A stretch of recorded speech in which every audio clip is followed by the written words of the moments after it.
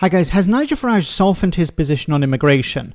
Now, I've been saying for some time, and it's conventional thinking, that if you want to expand beyond your base, you need to have policies that appeal to more people.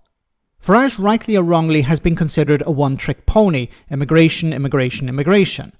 Now, this position has served him well on the outside. However, if he truly wants to eclipse the Conservative Party, he needs to appear more flexible on immigration, but also speak about other things. Now, this apparent shift isn't going down well amongst the far right. Here, commentator Douglas Murray seems to believe Farage is running scared when it comes to immigration. How much money does the UK pay now per day in housing people who've broken into the UK illegally in hotels? It's more than you and I paid the tax man, I'm sure, in our lives, or anyone we know has ever been able to pay. I mean, most people we know can't afford to live in a hotel day after day. Why do we, the taxpayer, pay for thousands and thousands of illegal immigrants to live in hotels that we can't afford to live in ourselves?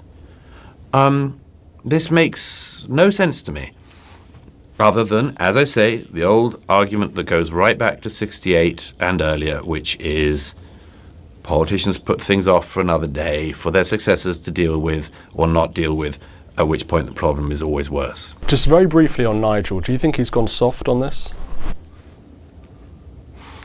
I think he probably just doesn't want to go there.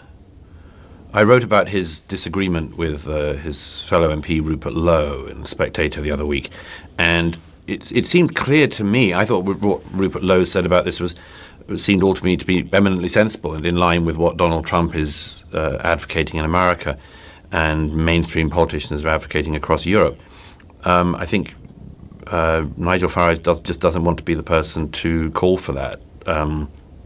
You'd have to ask him why. Did you?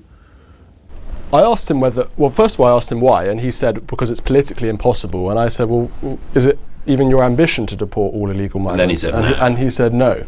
But he sees to maybe have shifted his view today. So well, he should shift his view because firstly, it's extremely important for the country, and secondly, the American president and others are showing it can be done.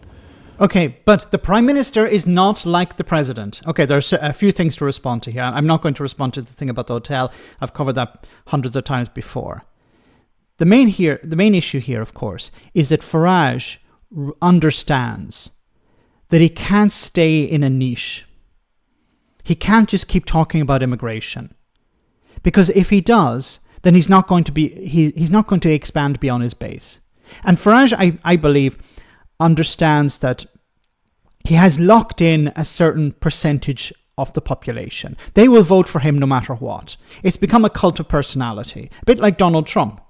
Donald Trump can say whatever he wants, and he will not lose any support with a certain group of people. And Farage is somewhat similar to that. He knows he can say what he wants about immigration, and they will vote for him. But he wants to expand beyond that. And the far right don't seem to understand that, or they don't seem to understand politics. Now, I think this is applicable to members of Reform UK or their supporters. They don't understand politics. But Douglas Murray certainly does. So he's been disingenuous, I believe, here, because he knows that, look, if you want to expand, if you want true power, you need to expand beyond your base. What was Donald Trump talking about in the run-up to the election last year? He was talking about the economy. He was talking about inflation. He wasn't just talking about immigration. So his base were obsessed with immigration, but he was also talking about other things. And this is what we're seeing with Farage as well. Just think about it for a moment. Nigel Farage went to a steelworks. He got photos taken with workers there. He appeared in the House of Commons next to Richard Tice, both of them wearing union badges. Just let that marinate in your mind for a moment. How is it possible that somebody like Nigel Farage is able to appeal to a common worker?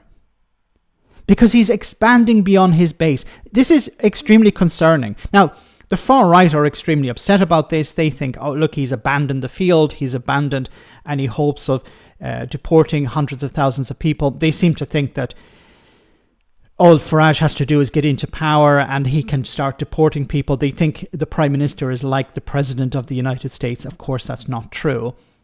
Even if Farage had a massive majority, he would still have to follow the rule of law. It's not like Donald Trump. So they're upset about that.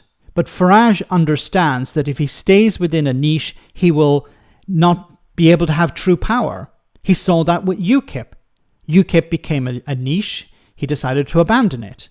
He was not in control. It was taken, the other elements within UKIP were taking over. So he decided to abandon it. And now with Reform UK, he's in complete control. The people, his base, will vote for him no matter what. So he understands if he wants to have true power or true influence, he needs to expand beyond immigration. And he has to soften his position because he knows that there are conservative voters who are not obsessed with immigration. They probably believe that the numbers need to come down, but they understand, look, we need a certain level of immigration. We have doctors, nurses in the NHS who are in short supply. We need workers from abroad to work in factories or to work on farms. They're more pragmatic when it comes to immigration. They want the numbers to come down, so Farage has to be a little bit more flexible. And if he is, then he's going to expand beyond his base. And he's already doing that. He's already eating into Labour's support. It's insane that you have somebody like Nigel Farage and Richard Tice appearing at a steelworks, getting photos taken with union members, while at the same time voting against measures to protect the trade unions or to protect workers. He's always on about deregulation, but at the same time he's talking about we need to nationalize certain industries. He understands that he needs to speak two languages, one to the working class and another to the rich. And he's very good at it. I've spoken before about how Farage is very good at weaving truth and lies and presenting a very attractive policy or a very attractive narrative. But his old base, the far right, the anti-immigration crowd, they have nowhere else to go. They can try and vote for independence. They can try and vote for some new party, maybe Ben Habib invents.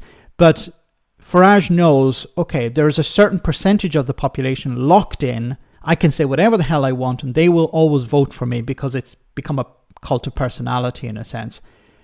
But if I want true power, I need to expand beyond that. And I can't remain stuck in a rut about immigration. This is something that I think many people on the far right don't understand. Douglas Murray does, but, well, he frankly doesn't care, I think, at this stage.